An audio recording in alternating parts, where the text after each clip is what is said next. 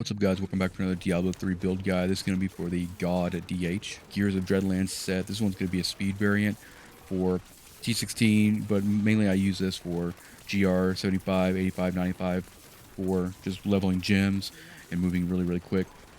I use a lot of, movement skills and passives and also gear pieces that can get upwards to like 300+% movement speed going through rifts. My normal 75 is anywhere between like a minute, probably about a minute and a half average on a 75, which allows me to level up gems really quick. This is also the same build that I run on the Switch, which just allows for really quick GRs on that platform as well.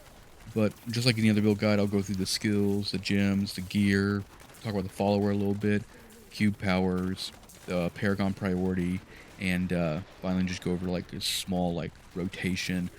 It's not a very difficult build to play. It takes some sort of like balancing act while running, but once you get used to it, it's really quick. And obviously it's going to be rift dependent. You can get really good rifts where you can finish them really quick, and then there's other rifts that have like doors and things like that that'll slow you down. But overall, it's an extremely efficient build for running GRs in my opinion, and also for bounties and Nephilim rifts, and running with groups as well really helps. Starting off with the skills, we're going to be using Hungering Arrow with Devouring Arrow, a staple for God DHs, Strafe with Drifting Shadow for the movement speed, Dark Heart on Vengeance because we don't need Seethe, so we can take the damage reduction here, Smoke Screen Displacement for movement speed, Preparation with Focused Mind to help kind of refill our discipline so we can keep using Smoke Screen and stuff, Companion with Varied Companion, this is going to give us even more movement speed. We use Tactical Advantage for movement speed whenever we use Shadow Power, or Smoke Screen, Ambush for bursty DPS, Archery for 8% damage increase, and then Hot Pursuit, so whenever we hit enemies, we get another 20% movement increase as well. Moving on to the gear, we're going to use all 6 pieces of the Gears of Dreadlands set. I'll explain each slot, the stats, and kind of just, talk about the choices made here. For our helm, we want Dexterity, Vitality, Crit Chance. For the shoulders, Dexterity, either All Res or Vitality. You want area damage, you want cooldown. For our chest piece, Dex Vitality, reduce the damage from elites. For the hands, we want Dex, Crit, area damage. You can also get Dex, or you can also get Crit, area damage cooldown, depending on what your percentage is at. For the pants, we're going to want Dex, Vitality, Hungering Arrow damage. For the boots, we're going to want Dex, Vitality, All Res, Armor. We get armor from Dexterity, but there's no other real decent slot here. For our amulet, we're going to want to use a Flavor of Time, and we want Crit with a socket, but if you can get like Crit with Cold, that's probably more beneficial. I use personally Nemesis Bracers when I'm farming anything below like 95, just, help speed things up. So, we want Cold damage, Dex Vitality, and Crit Chance. And then for our belt, Hunter's Wrath, this is one of our damage modifiers. We want Dex Vitality, All Res, and then Hungering Arrow damage. For our rings, I still choose to, use the Focus and Restraint for farming because we're already keeping a momentum stack, so it's just, 100% or 125% increase damage. So you want like crit with a socket. One of my pieces says crit cooldown. Haven't found a decent restraint yet. Same with the focus, crit with a socket.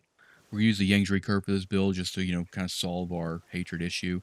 I have Fear to Hit rolled on here for the Rachel ring. And then also we're using this for like I said, the resource cost reduction. Live on hit is good too. Damage is good here as well. And then dexterity. We're a little high on our attacks per second, so we're a little outside of like 9 frames. But that can be solved by just dropping or getting another 9th series satchel with, 15 or 16 attack speed instead of 19. I think 18 will actually work. But like our quiver, 9th series satchel, dex vitality, probably on the low end of attack speed, depending on where you have attack speed elsewhere on your gear. Crit chance, maybe some cooldown, and then hungering arrow damage. I'd say the most important thing for like this gear is probably getting your 25 or your 37.5% cooldown reduction so that you can have vengeance up at full time, and then just worry about getting close to 45%, hungering arrow, and then try to get anywhere from 20 to 40 cold damage depending on what you get as far as an amulet. And then as far as area damage, if you can, try to get it as high as possible. You can roll feared hit on your Yang's recurve. You can also roll fear to hit on your quiver. Getting those near about 5 or so will help even more with your speed boost. periodic speed boost. Going over the gems real quick, we're going to be using the Wraith of Lightning. This is going to give us, kind of a conduit, kind of effect. But also, whenever it procs, we're going to get 25% movement speed. Get that as high as you can get. Taeguk for more damage while we're strafing, plus some armor gains with those stacks. And then obviously the Simplicity Strength, because this is the staple for the GOD build. Return life and primary skill for more damage. As far as like the normal gems, right? Chest, pants. I'm running diamonds just to have a little bit more all res. You want a diamond in the helm for cooldown reduction, and then you want to use a gift on your weapon with a emerald for crit damage. Now, if your survivability is a little bit better, depending on what, you can change your chest and your pants to max leveled emeralds for even more damage. But I feel it's kind of a good balance, just having the all res there in place, just to help with like when we're sprinting through like affixes and stuff like that. If you want to, you can also swap out Taeguk for maybe like a Bane of the Powerful. Chances are, once you proc Bane of the Powerful, you're moving so quick you might not even have to have a Bane of the Powerful all that high, but I think Wraith of Lightning is actually really good for like the speed, movement speed. So I kind of just have settled on the Taeguk, Wraith of Lightning, and Simplicity Strength variant. All right, going over the queue real quick. We're gonna have a Dawn in the queue because we want Vengeance up 100% of the time. So you want 37.5, cooldown reduction on your gear plus the 65 here. That allows us to have 100%. Death Diggers in the armor slot. This gives us more damage on our Hungering Arrow. And then we're going to be using Rachel's Ring in the jewelry slot. Every time we get 60% movement speed for 4 seconds after we fear an enemy. And so that's why we have, chance to fear on hit that we can roll on our weapon and our quiver. And then also we'll be using the Bottomless Potion of Fear as well. So you can, like, if you're taking a little bit of damage, you can run to like a pack, pop the potion, fear everything, and just kind of get a little bit more of a bursty speed out of there. If you don't want to use Rachel's Ring and you don't want to roll like fear and everything like that, if you feel like, the rest of the build has enough movement speed for you, you could probably go with Elusive Ring here, which is going to give you even more survivability. But this is going to be like, kind of a, I wouldn't say it's really reliable speed boost, but it happens, kind of helps fill the gap, because we're going to use like displacement to kind of help us, kind of, fill in the gaps when we're like picking up gear or like picking up orbs or, whatever the case may be.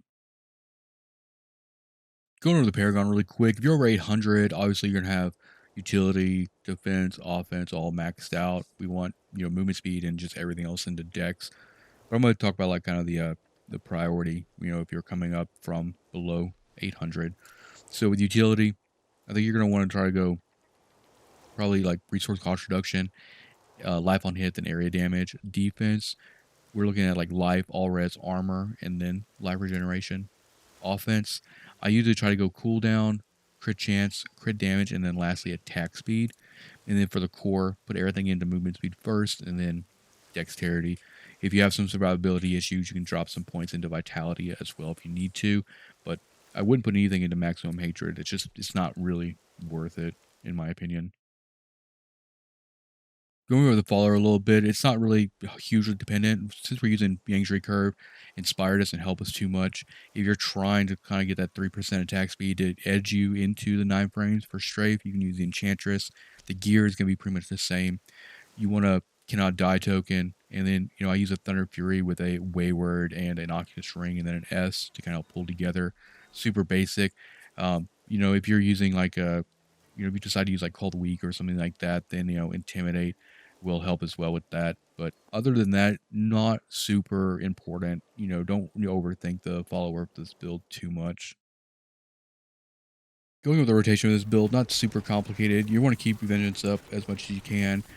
And also just, displacement whenever you have to like stop, and just like every other build, you alternate, manually casting your Hungering Arrow to keep your momentum stacks up. Whenever you have like, a dip in speed or like, pick up orbs or something, use displacement, just kind of like, kind of like slingshot yourself back into kind of like full swing. Other than that, probably the most difficult thing about playing this build is probably picking up orbs, really. When you ever get a sprint pylon, you're going to be going like hyper speed. So rolling some, you know, health globe radius and stuff like that will definitely, make life a lot easier. That way you don't have to, like, run right directly on top of orbs and everything. You move quick enough that you can actually, get in and out of molten pretty easily. And other than that, it's just super simple. I'll probably be running this variant of this build for quite a while just to like farm up gem levels and everything like that for season 21. But other than that, that's gonna be it for the build guide. Hope you guys enjoyed it. Hit the subscribe button, hit the like button. Let me know in the comments if you have any questions or anything like that, and I will see you guys next time. Peace out.